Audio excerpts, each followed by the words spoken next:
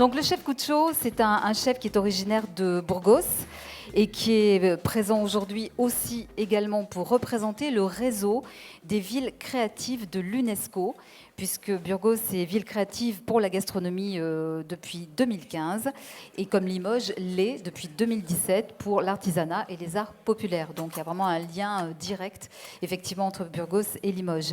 Donc il est originaire même de Burgos, il a suivi les traces de son papa tout simplement, qui a ouvert lui un restaurant en 2000.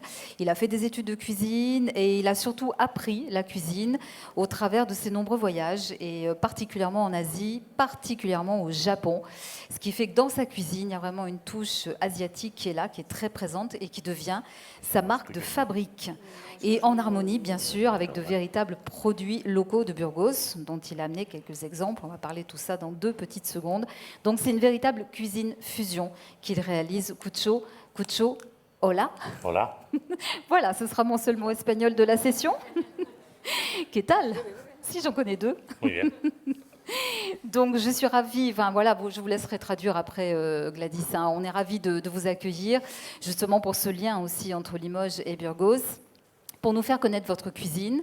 Et donc vous avez effectivement, alors je vais peut-être le laisser s'exprimer sur ce qu'il a envie de dire, bien sûr, sur les produits qu'il a amenés, etc., puisqu'il a amené notamment des produits locaux de Burgos. Burgos tiene 180.000 habitantes y es una ciudad que nos preocupa mucho los productos que tenemos de cercanía, con varios sellos de calidad, como pueden tener nuestras alubias o nuestras morcillas con el sello de IGP. Oui, alors désormais, un peu comme partout en Europe, Burgos est très attentive à la qualité de ses produits. Et justement, surtout aux produits locaux qu'on essaye de mettre en avant, comme ce qui a été ramené aujourd'hui pour la recette, par exemple les haricots rouges ou les boudins, avec la marque IGP, qui est une reconnaissance justement de la qualité d'un produit. C'est j'allais dire, ce qui permet de les remarquer à niveau européen, parce que l'IGP... C'est une marque européenne. Voilà, c'est une marque européenne. Que, bueno, pues... nos cuida y nos mira un poco, que se sigan los pasos de cómo tienen que hacerse los productos. Oui, qui permet de contrôler, en fait, de contrôler la qualité des produits. Donde productos como la morcilla o las alubias se han llegado a convertir en un nacho de morcilla. Alors, on a réussi, à partir de produits comme ça pourrait être les haricots rouges de IBH ou le boudin de Burgos, on en est arrivé à en faire des chips, par exemple. Mais pas des chips aromatisés au boudin, c'est des chips de boudin. Alors, je ne sais pas avec si on les voit bien à la caméra, les chips en question. Je vais les mettre là. Moi, je croyais tout à l'heure que c'était des petites céréales au chocolat. Donc, mais non, pas du tout. Non, mais c'est pas du tout ça. Non, j'ai goûté parce que je connaissais pas. Et c'est vraiment... Probar, oui. Sí. Mais voilà. Tout à l'heure, on vous fera goûter. No renunciamos para nada a nuestras tradiciones. Il s'agit en aucun cas de renoncer à nos traditions. Pero creemos que... Pero creemos que... O nos gusta innovar y, bueno, pues hay cambios en nuestra gastronomía que hacen, importante, que mucha gente de fuera ahora mismo esté visitando nuestra ciudad haciendo un turismo gastronómico. Voilà, donc sans renoncer, comme on disait, aux valeurs traditionnelles de la gastronomie, ces innovations font que certaines personnes de l'extérieur visitent Burgos comme capitale gastronomique, c'est-à-dire vont faire la route des restaurants, des nouveaux restaurants ou de cette nouvelle cuisine. La receta que voy a elaborar hoy es una receta muy sencilla, pero que me interesaba mucho más que el público que ha venido a vernos sepa por qué tiene los productos que hemos traído un gran valor para nosotros o para la comunidad europea. Bon, en fait, il a choisi une recette très simple, mais en fait, ce qui lui était important pour lui, c'est de montrer comment, à partir de produits qui lui sont propres, qui sont propres à Burgos, on arrive à créer quelque chose important pour pour vous, enfin pour vous le montrer, et aussi pour la communauté européenne par rapport à la marque de ces produits. Donc on va le laisser démarrer sa recette. À part ça, j'ai l'impression que je l'ai là sous les yeux, la recette, mais elle est en espagnol. Donc je n'en ferai rien. Évidemment, je ne peux même pas copier, me dire tiens, j'ai emporté ça discrètement. Non, je crois que je n'en ferai rien. Donc c'est assez minimaliste en fait. Oui, tout à fait. Apparemment, hein. Voilà, on part sur 3 produits. Bon, évidemment, il va y avoir des petits rajouts, des petites choses comme ça, mais 3 produits essentiels. Voilà. Donc voilà. on ne s'éparpille pas partout, dans tous les sens. C'est intéressant aussi de voir ça. Oui, c'est ça. Une cuisine traditionnelle, mais on va voir que le résultat n'est pas si traditionnel que ça. On le laisse faire un petit peu, laisse commencer parce que ¿Continúo? Sí. Vale. Otro de los productos que hemos traído muy típicos es esta alubia pinta. Hay varias regiones de nuestro país con legumbres que son únicas y una de ellas es la nuestra, que es una alubia pinta, la alubia de Ibeas, que da el nombre a un pueblo de nuestra provincia, donde solo 4 pueblos de la ribera del río Arlanzón pueden tener la denominación que se venden las alubias en este saco con la denominación de origen. Se sacan unos 4.000 kilos al año y bueno, pues a los 3 meses ahora va a empezar a recogerse la alubia, en unos 4 meses se termina la producción, no queda, se ha vendido toda. Alors, de la même façon, il y avait plusieurs sortes de boudins et également, évidemment, plusieurs sortes de haricots en Espagne. Mais ces haricots que Cucho va vous présenter est un haricot rouge. Alors, je ne sais pas si vous le filmez comme ça pour qu'on le voit. C'est un petit haricot rouge qui est typique de la ville d'un village, en fait, qui s'appelle Ibeas, qui a une 15aine de kilomètres de Burgos. Et il n'y a que 4 villages qui ont le droit d'appeler leurs haricots avec cette dénomination, 4 villages qui sont le long de la rivière qui coule à travers Burgos, justement. Et c'est en ce moment qu'on est en train de les cueillir, mais on ne dit pas les cueillir, j'ai déjà oublié. De les ramasser, enfin, voilà. Et dans 4 mois, tout sera vendu. Parce qu'en fait, on tourne autour d'une récolte de 4000 kilos. Claro, sí. Por último, hemos traído unos huevos de perdiz que son de una granja que es el mayor exportador de perdices del mundo, que es la granja Santa Rosalía. Se dedican a la crianza de guayú, a las perdices y al vino. En Burgos? Sí, en Burgos, sí. D'accord. Donc, il a ramené également des œufs de perdrix qui viennent d'une grange qui produit le plus grand producteur en fait en Espagne de perdrix, d'œufs de perdrix et de gayú. Gayú. Perdiz, guayú, las vacas japonesas. Ah, les vaches japonaises. Y vino. Et du vin aussi. Vale, bueno, dicho esto, vamos a empezar con la receta. La receta es bastante sencilla. Donc là, il va commencer à faire sa recette. Lo que vamos a hacer es, les voy a explicar un poco cómo se hace la morcilla y luego lo que he hecho aquí, ¿vale? De acuerdo. La morcilla lo que se hace es picar cebolla orcal. Es una cebolla que no pierde, tiene un alto porcentaje en agua, pero lo retiene. Arroz de variedad, un arroz bomba. Y sangre de cerdo. Vale. Es muy típico, es un aprovechamiento cuando se hace la matanza. ¿El arroz bomba es el de la paella o no? El arroz bomba es el de la paella, sí. Vale. Sí, del delta del Ebro, tal. Alors, pour commencer, il faut quand même vous dire quels sont les ingrédients du boudin. On en a parlé tout à l'heure. L'oignon qui est utilisé, orcal, est un oignon qui retient bien l'eau. Et donc ensuite, le riz qui est utilisé est le même qu'on utilise pour la paella. Et le sang du cochon, au moment à l'automne, quand on tue le cochon. Et voilà, donc c'est vraiment ce qu'on appelle un produit où il n'y a aucun déchet. Sí, en cacerolas de cobre se pone se pone el agua con la morcilla en cruda y se cuecen. No tiene que pasar, es muy importante y nosotros en Burgos tenemos un buen agua y un poquito menos a 100 grados casi empieza a hervir por el tipo de pH que tiene y nos es muy interesante para que la morcilla una vez que se cueza de cruda hecha no se rompa, porque queremos No necesitas pincharla. que esté entera, no, si no se nos rompería. Donc, en fait, la qualité de l'eau de Bourges permet aussi, que sans arriver aux 100 degrés, hein, donc la faire cuire de façon à ce qu'elle elle ne s'éventre pas. Enfin, c'est-à-dire que, bon, comme ça arrive quelquefois avec les boudins, on les met à la poêle. Et, enfin, je lui demandais s'il fallait, avec la fourchette, piquer. Il dit non, surtout pas. Il suffit de les plonger dans des casseroles en cuivre et arriver à pas plus de 100 degrés. ¿Cuántos minutos? ¿Cuántos minutos? Unos 25, 30 minutos. Oui, autour de 25-30 minutes.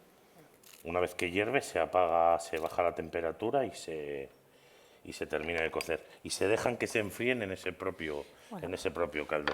Donc, dès que c'est à bout, on baisse un peu, 25 minutes après, et on les laisse refroidir dans l'eau. On ne les sort pas pour les refroidir à l'extérieur, mais on les laisse refroidir dans l'eau.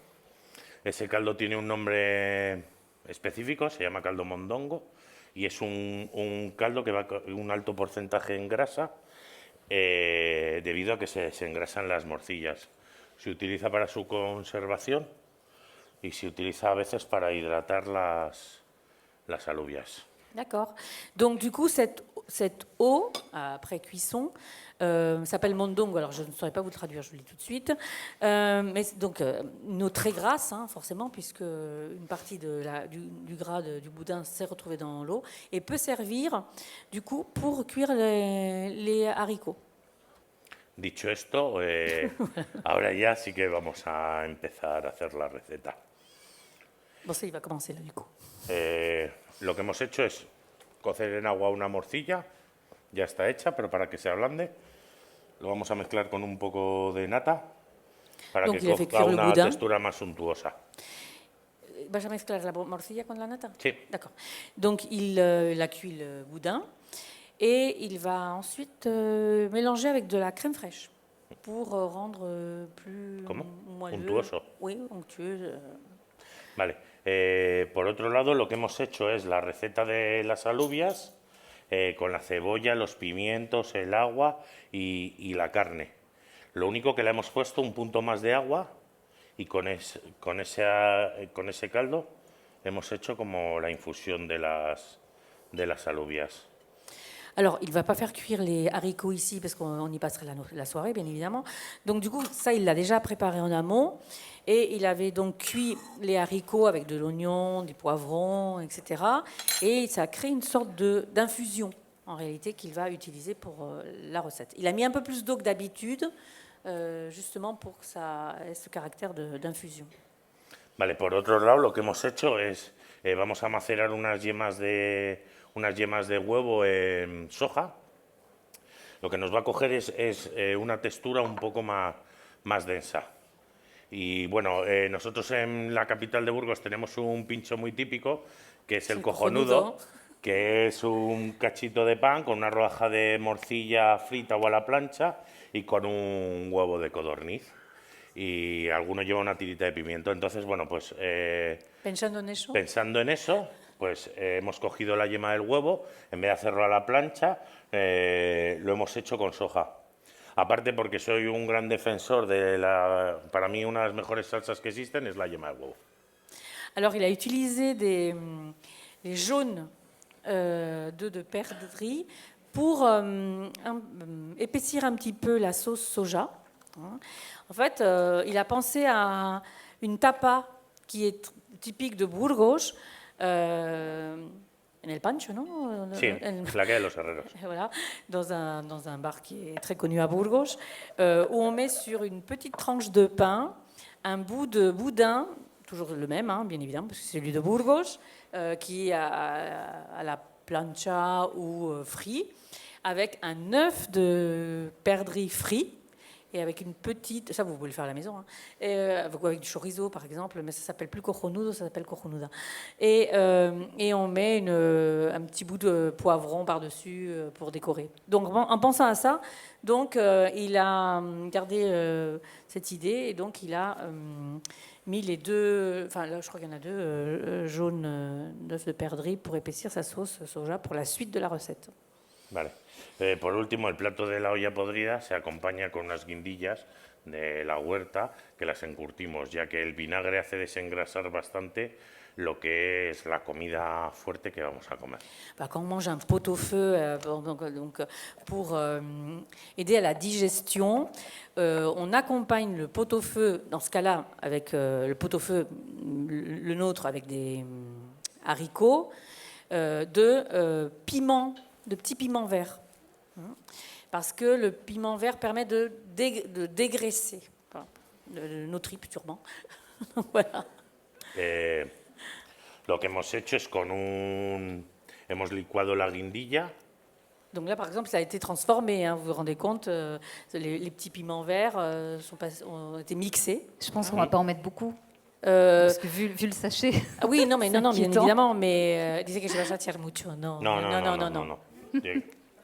Mais c'est-à-dire que normalement, on les mange entiers. C'est-à-dire qu'on a notre plat avec notre pot-au-feu, nos haricots, la viande qui l'accompagne, le boudin, le chorizo, d'autres morceaux de viande du cochon qu'on vient de tuer, hein, par exemple.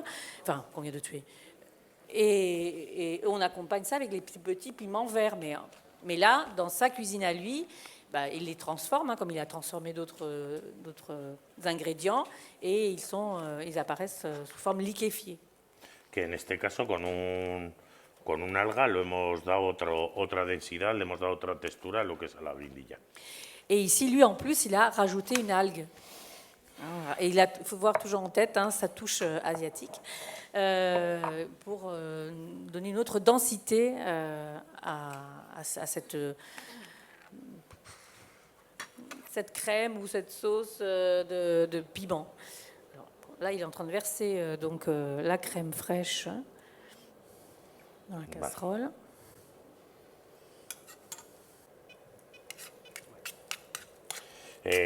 Por otro lado, ha pasado lo mismo con las alubias, que a través también del sello que tienen se ha conseguido lograr que no haya un intrusismo en lo que es esta legumbre que abarca muy pequeño, dos o tres pueblos de la ribera del Arlanzón. Ou alors, même chose un petit peu avec les haricots, parce qu'en fait, le but d'obtenir cette reconnaissance, c'est qu'on peut, pour ne pas être copié. Hein. D'ailleurs, si vous allez imaginons dans un supermarché, vous allez, pour qu'il y ait le droit pour que vous soyez sûr de manger du boudin de Burgos, il faut qu'il y ait vraiment écrit morcilla de Burgos. On ne peut pas écrire morcilla de Burgos si le boudin en question n'est pas reconnu, il n'est pas labellisé, et on va trouver le morcilla de arroz, hein, boudin de riz. Hein, boudin de riz, c'est pas boudin de Burgos. Hein, voilà. Vale, nos quedaría nada más casi montar el plato. Una vez que hemos mezclado la nata con la morcilla, hemos calentado lo que es la infusión de las alubias y tenemos macerada lo que son las yemas de perdiz. Pues ahora nos queda montar el plato. Ça y est, en fait, c'est presque fini. Il n'y a plus qu'à dresser. Et donc, il va, puisqu'il a mélangé le boudin avec la crème fraîche, il a fait chauffer son infusion de haricots et il a fait macérer les jaunes d'œufs dans le soja. Bueno, con los focos no puedo ver muy bien a la gente que hay y bueno, tengo bastante calor aquí, pero sí que veo que hay gente que ha estado esta mañana en el huerto y después de lo que llovía, pues agradeceros que hayáis venido porque que esté haciendo, que nos haya hecho mal o justo cuando teníamos que hacer la demostración y que hayan estado antes y que hayan estado ahora, Bueno, pues os lo agradezco mucho que hayáis venido. Il dit que malgré la lumière qui l'empêche de bien voir, il reconnaît dans le public des personnes qui étaient ce matin au potager, et donc il vous remercie que malgré le mauvais temps, vous soyez venus et revenus le voir. Bah ça c'est bien, c'est une marque de reconnaissance, d'intérêt, de goût justement pour cette belle manifestation aussi. Hein. C'est vrai que Toque Porcelaine maintenant est reconnu, on peut dire quasiment, enfin internationalement, oui finalement. C'est vrai que c'est une belle manifestation qui est ancrée, qui est installée. Et donc ça nous permet aussi de recevoir des chefs étrangers un petit peu, et c'est chouette aussi. On aura aussi un chef italien. Je crois que c'est demain, me semble-t-il, si je n'ai pas tout dans ma tête, je l'ai sur mon programme, donc normalement c'est demain. Donc on en est au dressage, je suppose. Ah, on va faire quoi avec ça? Vamos a utilizar un producto que hemos utilizado esta mañana. Il va réutiliser un produit qu'il a déjà utilisé ce matin, vous vous rappelez, la feuille de riz, qu'il va tremper dans l'eau.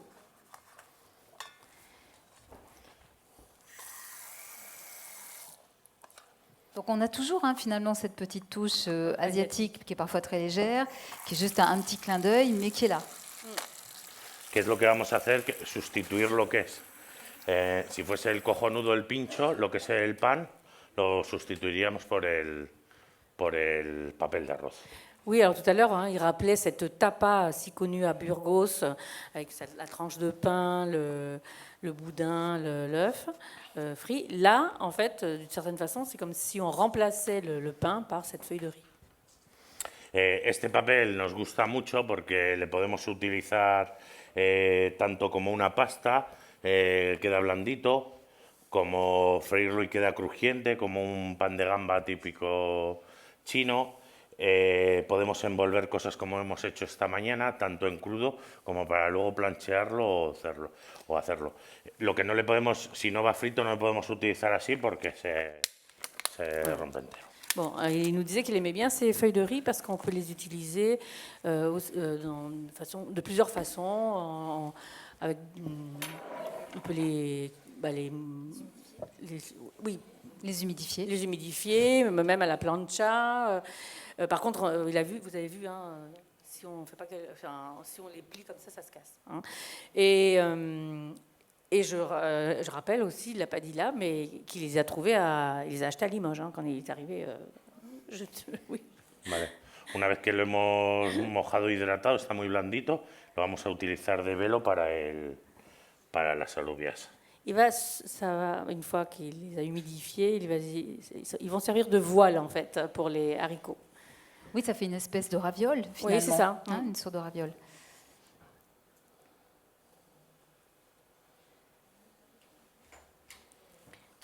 Donc pour la peine, on arrive à... Alors on dit une tapa au singulier. Una tapa. Una tapa. Assez light. Bon, le contenu l'est moins, certes, mais au moins, voilà, on évite le pain, on met la feuille de riz, et ça fait quelque chose d'esthétique en même temps, et de plus léger aussi. Alors, il y a une petite chose que je n'ai pas dite, que je vous rappelle, mais de toute façon, vous le voyez, c'est écrit en grand.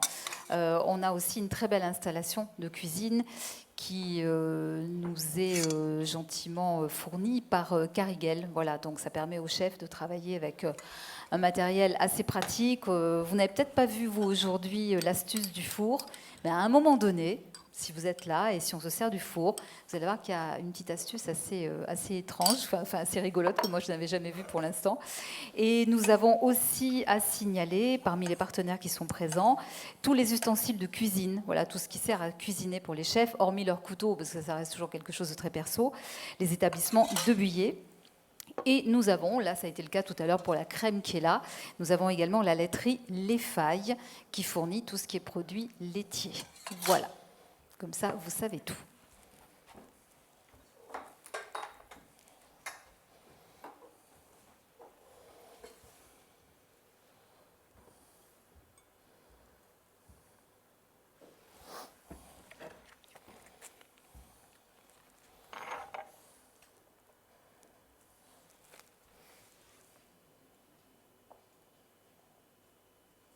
Je ne sais pas si vous voyez à l'image, par le dessus, on voit ce qu'il est en train de faire.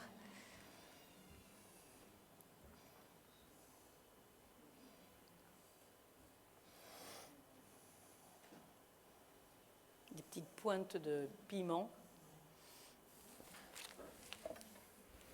Alors, sachant qu'on mange un petit peu plus pimenté, je pense, en Espagne que chez nous. Mais bon, en même temps, là, on se dit qu'il y a peu de choses. Ah oui, la petite touche élégante. Les fleurs ne viennent pas de Burgos, elles viennent du potager qui est devant la mairie. Est-ce qu'on sait quelles fleurs, Gladys? Est-ce C'est qu'on des peut fleurs lui d'ail, demander? non? Hojas, son flores de Hojas de ajo. Oui, Sí, les sí. fleurs d'ail.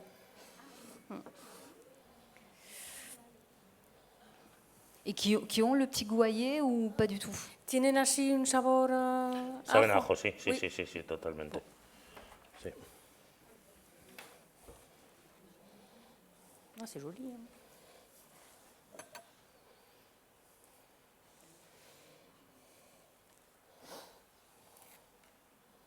Eso que es cebollino. C'est particulièrement Hemos joli. puesto romero y un poco Un de peu de tomillo. romarin, donc.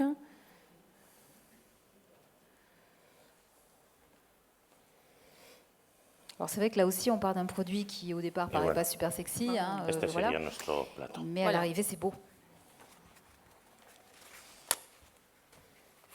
C'est terminé? C'est terminé. Sí. Bravo. Alors, je sais pas comment on dit bravo. C'est là que je Bravo. regrette